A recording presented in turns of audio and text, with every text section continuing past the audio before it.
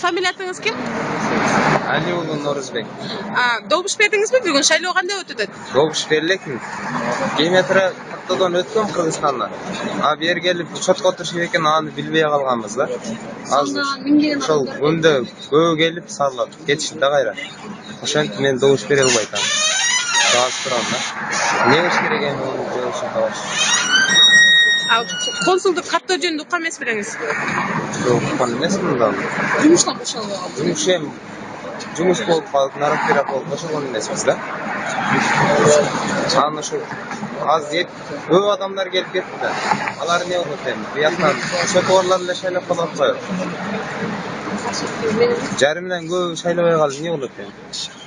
Жо мына Москвада айтышат 700 миңге жакын кыргыз элинин мигранттары мына эмгектенип жүрүшөт. Бул жерге биз келсек, шайлоого эмне 4-нчы акылдуу парыздуу заттар коелу десек.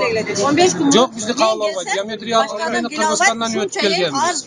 Болгону бул жерде 4000 ашуураак шайлоочунун тизмеси бар экен. Калгандардын укугу эмне болот бул жерде? 700 миңден алып салга 4000 болгон. Калган эмне болот? 20 күн мурда келип өтө албайт. Кордогонго эч ким жок. Бул посольство Сизди эмне үчүн азыр киргизбейт? Бул жерде сотто жоксуң деп койду келсең. Консулдук учетко турдуңуз беле? Консулдук учетко эмес, бул жерде жанагы убактылуу 1 жылдык эмеге турганбыз жумуш деп. Анан консулдук учетун мен азыр эми угуп атам. Закон чыгаргандарга сүйлөгөн. Закон деген кызматын жакшы аткарып. жок, закон деген бул жерде өзү келип негизи элдин законун колдош керек. Бул тизмени карап туруп эле аны закон деп коюп 700 миң элдин эмес закон болбой калат экен.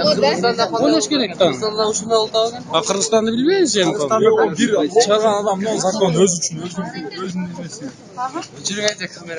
Кыргызстандын аймагында маалыматын берип, кайсы бир себептер менен башка чет өлкөгө чыгып кетсе, ошол барган өлкөсүндө, маселен Россияда добуш берген күнгө чейин 15 күн калганга чейин келип туруп арыз экинчи форма биздин борбордук шайлоо комиссиясында дайындалган, токтом менен бекитилген, ошол арызды толтуруп, паспорттун көчүрмөсүн берип толтуруп кетиш керек болчу. Мен Кыргызстанда ушул бул райондо биометриялык маалыматты берген, азыр ал эми добуш берген 4-октябрь күнү Москва шаарынын ушу элчиликте боло турган шайлоо участогуна берген. Ал конституциялык мыйзам өзгөртүлүп 2015.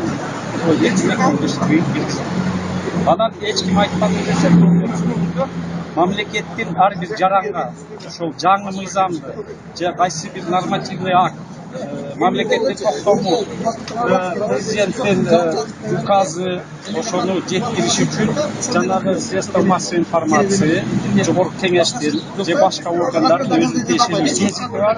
Ошону биздин жарандар окууга бизде кандай жаңылык болгонго тийиштүү. Анан азыркы учурда биздин участкалык шайлоо комиссиясы биз ушул Москванын жарандарынын баарына ушундай болот деп жүздөн-жүз милдетибиз жок. Жанагы азыркы жаштар компьютерде баары колдоносуздар, жаңылыктарды окуйсуздар, шайлоо KG Акипресс бүт жалпы жанагы маалымат берген средства массовой информация ошолорду көрсөтөт. Эми азыр бүгүнкү күндө эгер биздин жаран сиздер Кыргызстандан биометриялык маалыматты берип туруп, бизде 15 күн калганга чейин, башкача айтканда 18 сентябрда кеч 6-га чейин ошондой арызды кабыл алды. Формасы бар ЦИКтен ошолорду тизмеге киргизди. Биздин ошол милдетибиз, биздин ошол функциябыз ошондуктан ал жерде жанагы дагы бир айткандай биздин жарандар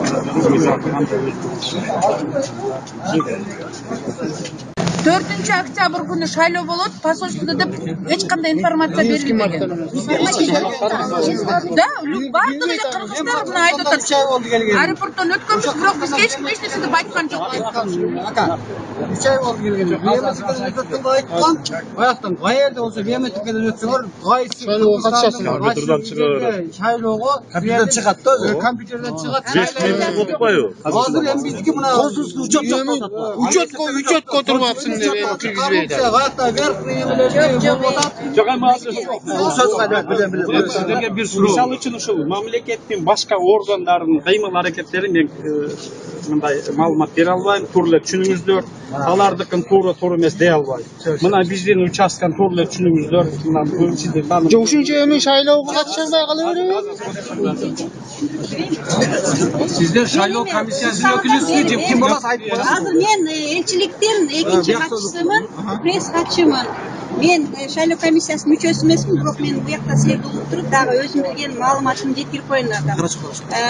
Мыйзам боюнча, шайлоо кодекси боюнча чет жерде жүргөн жарандар биометрикалык маалыматты тапшырган жана консулдук учетко турган гана жарандар добуш берүүгө укуктуу деп мыйзам чыгарган. Мыйзамды биз чыгарган жокпуз. Биз мыйзам гана аткаруучубуз.